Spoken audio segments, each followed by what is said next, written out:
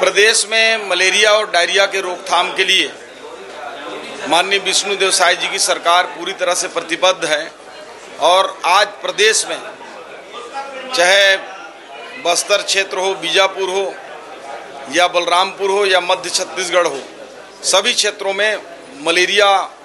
को रोकने के लिए लोगों के ज़्यादा से ज़्यादा संख्या में उनके ब्लड टेस्ट किए जा रहे हैं, दवाइयाँ दी जा रही हैं। डायरिया के लिए रैपिड रिस्पांस टीम बना दी गई है और 1000 सुपर टीम मलेरिया और डायरिया को रोकने के लिए संयुक्त रूप से काम कर रही है। साथ ही साथ 6 विभागों के साथ हमारा अंतर विभागीय समन्वय करके, चाहे वो पीएचई हो, चाहे नगरीय निकाय हो, चाहे पंचायत ग्रामीण विकास विभाग हो, चाहे शिक्षा विभाग हो, चाहे स्वास्थ्य विभाग हो, सभी के साथ मिलकर एक संयुक्त रूप से इस अभियान में काम कर रहे हैं और आज पूरे प्रदेश में कहीं भी ऐसी स्थिति नहीं है कि मलेरिया और डायरिया नियंत्रण से बाहर हो। चूँकि डायरिया की पुष्टि पिछले समय में भी चाहे हमारी सरकार हो या कांग्रेस की रही हो, उसकी पुष्टि किसी भी समय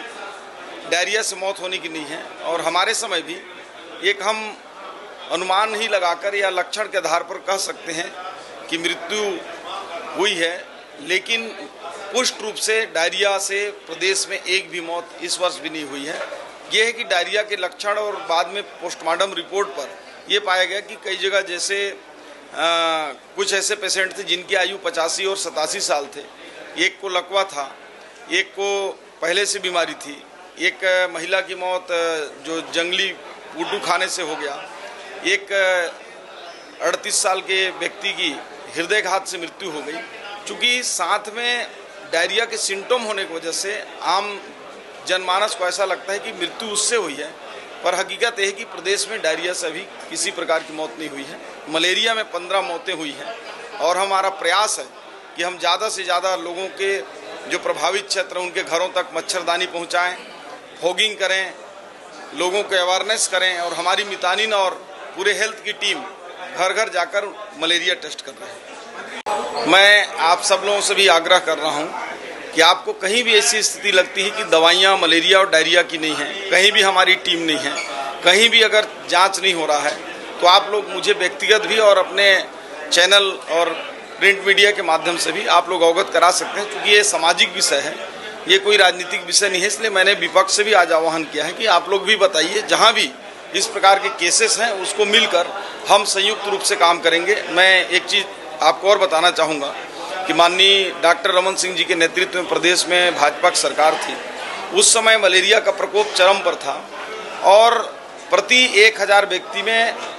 58 लोग संक्रमित होते थे। अब धीरे धीरे वो आंकड़ा घटकर 18-20 के आसपास पहुंच चुका है और इसी गति से जो मलेरिया मुक्त छत्तीसगढ़ का जो सपना लेकर हम लोग चल रहे हैं, उससे ऐसा लगता है कि आने वाले 5 सालों में मलेरिया मुक्त छत्तीसगढ़ हो सकता है।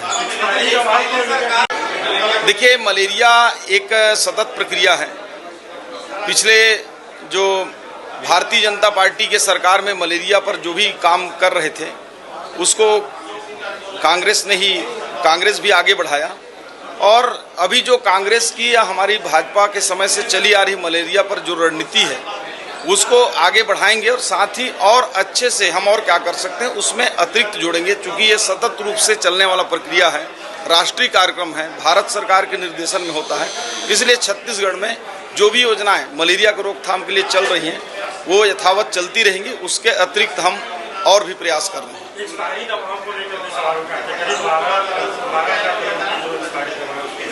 नहीं, अभी तक